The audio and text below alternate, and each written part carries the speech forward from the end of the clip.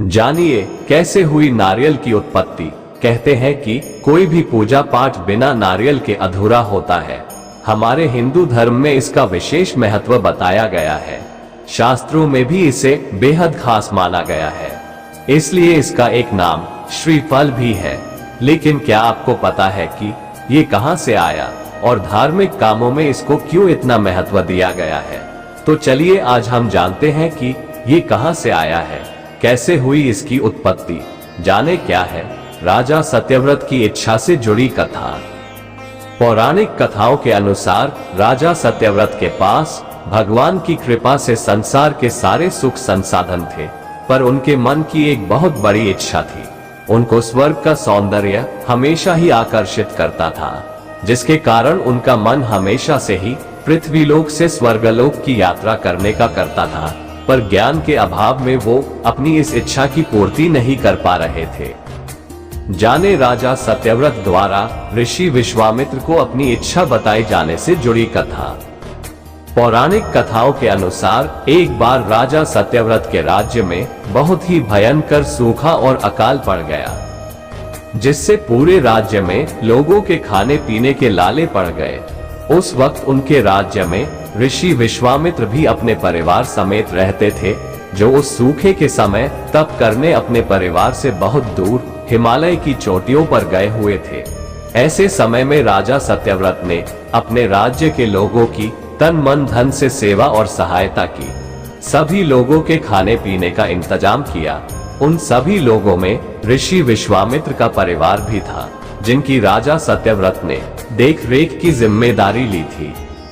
जब बहुत समय बाद ऋषि विश्वामित्र अपने परिवार के पास लौटे, उनकी पत्नी ने राजा सत्यव्रत की भूरी भूरी प्रशंसा करते हुए बताया कि कैसे इतनी विषम परिस्थिति में राजा ने उनके परिवार समेत पूरे राज्य की सहायता की। ये सुनकर ऋषि विश्वामित्र आभार व्यक्त करने राजा सत्यव्रत के दरबार पहुंचे और राजा से प्रसन्न होकर उनसे कोई भी वर मांगने को कहा।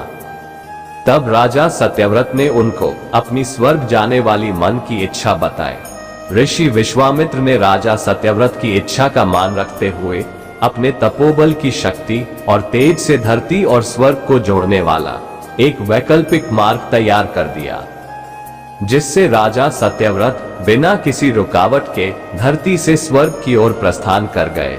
राजा सत्यव्रत जैसे ही ऋषि विश्वामित्र द्वारा तैयार वैकल्पिक मार्ग से धरती से स्वर्ग के निकट पहुंचे और स्वर्ग में प्रवेश करने की कोशिश करने लगे, तभी देवराज इंद्र ने उन्हें क्रोध और आवेश में आकर स्वर्ग से नीचे की ओर धकेल दिया, जिससे वो वापस धरती पर आ गिरे। पौराणिक कथाओं के अनुसार देवराज इंद्र द्वारा राजा सत्यव्रत के साथ किए गए इस दुर्व्यवहार के बाद उन्होंने ऋषि विश्वामित्र से भेंट की और उनको रोते हुए अपने साथ हुए पूरे घटनाक्रम से अवगत कराया। जिसके बाद ऋषि विश्वामित्र अत्यंत क्रोध में आ गए और स्वर्गलोक जा पहुंचे और देवताओं से इस समस्या का हल निकालने की कहने लगे। यूं तो सभी देवता ऋषि विश्वामित्र का बहुत आदर सत्कार करते थे, पर एक जीवित इंसान का स्वर्गलोक आना उन्हें पसंद नहीं था। सभी देवताओं ने साफ इनकार कर दिया। तब ऋषि विश्वामित्र और क्रोधित हो गए। ऐसे में देवताओं के गुरु बृहस्पति ने उनका बीच बचाव किया। गुरु बृहस्पति ने स्वर्गलोक की मर्यादा रखने और ऋषि विश्वामित्र के वचन का मान रखने हेतु एक बीच का मार्ग निकाला, जिसके अनुसार देवताओं ने स्वर्गलोक और पृथ्वीलोक के मध्य राजा सत्यव्रत के लिए एक नए स्वर्ग का निर्माण कराया, जिस पर किसी को भी आपत्ति नहीं थी। जाने नारियल के पेड़ की उत्पत्ति से जुड़ी कथा।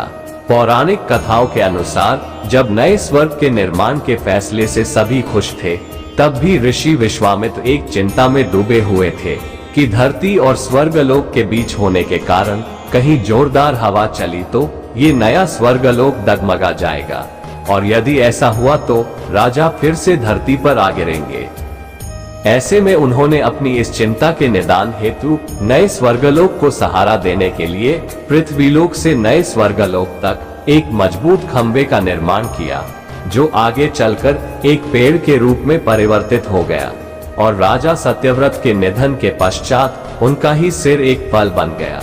तभी से ये पेड़ नारियल का पेड़ और राजा सत्यव्रत का सिर नारियल का फल कहलाता है।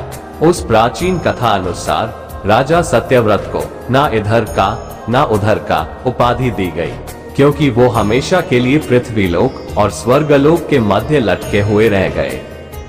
हमें आशा है कि आपको हमारी ये नारियल के जन्म से जुड़ी पौराणिक कथा अवश्य पसंद आई होगी।